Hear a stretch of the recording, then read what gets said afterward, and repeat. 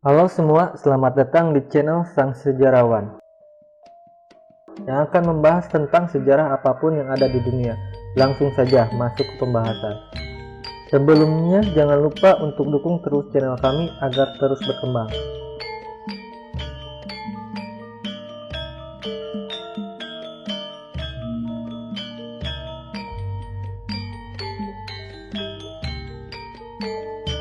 Gunung Semeru merupakan gunung tertinggi di Pulau Jawa dengan puncak Mameru yang berada di ketinggian 3.676 mdpl.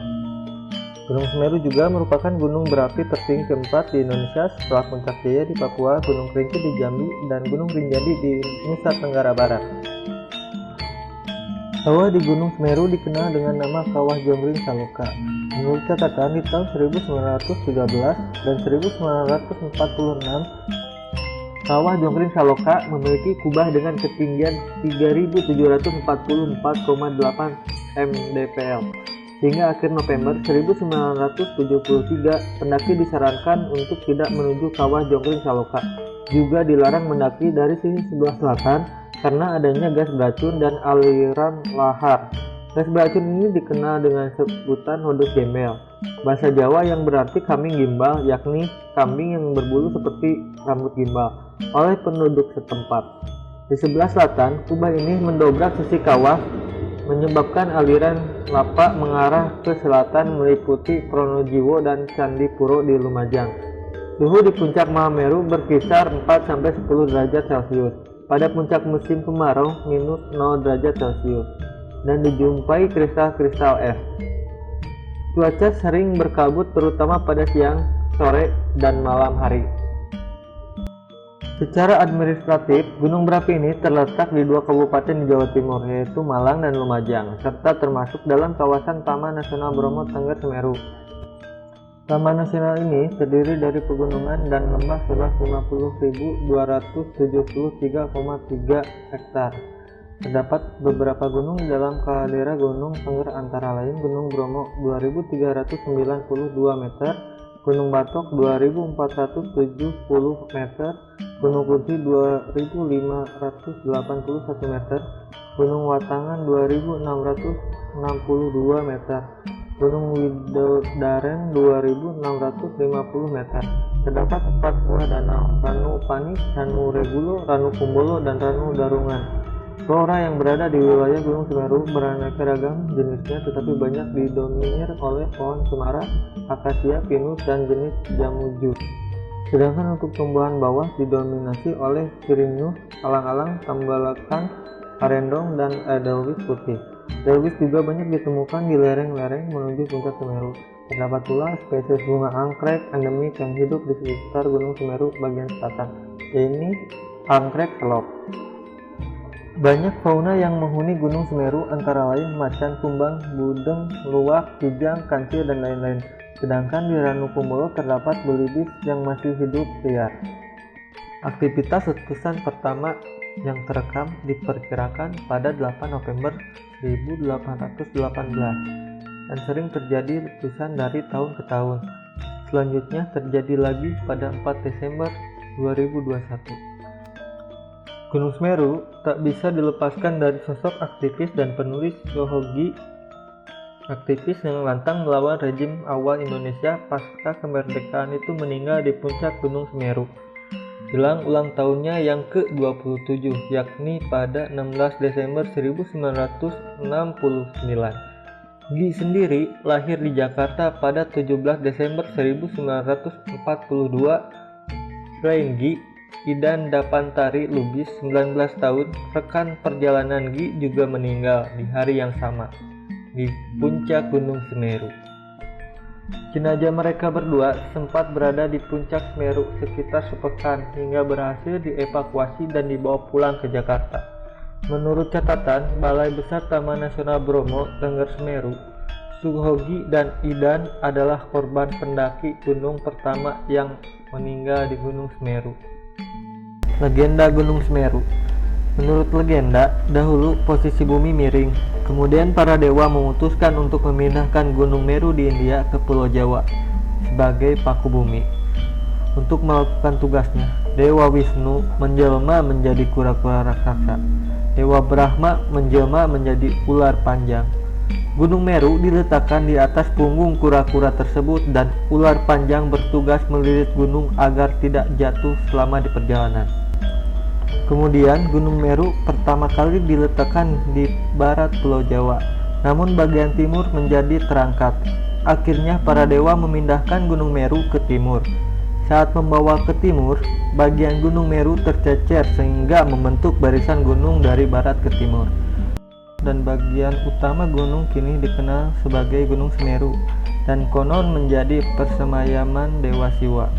Dewa Siwa memberikan nama Pulau Jawa karena dulunya pulau ini banyak ditumbuhi tanaman Jawa.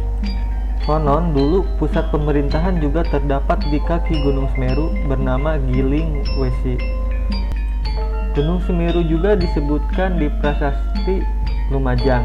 Menurut umat Hindu, Buddha di Jawa, pemindahan Gunung Meru merupakan pemindahan kayangan para dewa dan nilai-nilai luhur. Kemudian dipindahkan pun dulu area Gunung Semeru disemayami para dewa, sehingga mitos Gunung Semeru disebut sebagai tempat persemayaman abadi para dewa. Menurut kepercayaan orang Bali, Gunung Mahameru adalah bapak Gunung Agung di Bali dan sangat dihormati oleh masyarakat Bali. Bagian upacara sesaji kepada para dewa-dewa Gunung Mahameru juga dilaksanakan oleh orang Bali. Upacara dilakukan setiap 8-12 tahun sekali saat penerima suara gaib Dewa Gunung Mahameru, sehingga kini Gunung Semeru disebut sebagai gunung suci bagi umat Hindu. Warga lokal meyakini bencana yang terjadi di Gunung Semeru merupakan salah satu ramalan dari Jayabaya. Jayabaya merupakan seorang raja Kediri yang memerintah sekitar tahun 1135 sampai dengan 1157. Erupsi Gunung Semeru pada Sabtu 4 Desember 2021 pun dikaitkan dengan ramalan Jayabaya. Tetapi terjadinya bencana alam tersebut memiliki penyebab yang bisa dibuktikan secara ilmiah. Dahsyatnya bencana ini sampai dikaitkan dengan ramalan Jayabaya tentang tanah Jawa bakal terbelah menjadi dua. Berikut isi ramalannya.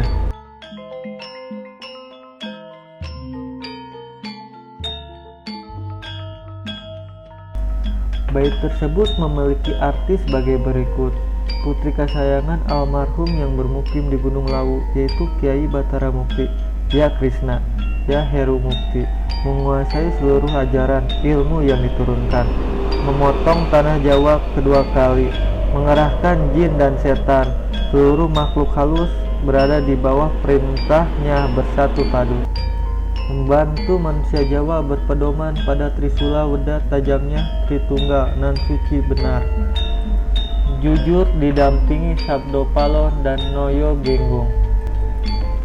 Jika kita melihat pada awal kalimat yang berkaitan dengan memotong atau dapat diartikan terbelahnya tanah Jawa atau Pulau Jawa pada kalimat Nyungel tanah Jawa Kapitang Kindo yang diartikan memotong tanah Jawa kedua kali. Kemudian bila dilihat dari kejadian sebelumnya, bila Pulau Jawa memang benar pernah terbelah menjadi dua bagian, yang saat ini bagian lainnya adalah Pulau Sumatera. Penelitian dari Los Alamos National Laboratory, New Mexico, Ken Howlett termasuk yang mendukung tentang kemungkinan letusan besar Krakatau purba hingga memisahkan Pulau Jawa dan Sumatera. Lagi-lagi ramalan Jayabaya ada yang terjadi tentang terbelahnya Pulau Jawa.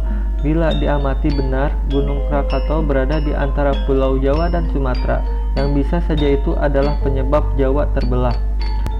Kemudian, kaitannya kata kedua kali dalam ramalan Jayabaya di atas bisa diinterpretasikan bila akan ada babak kedua Jawa akan terbelah.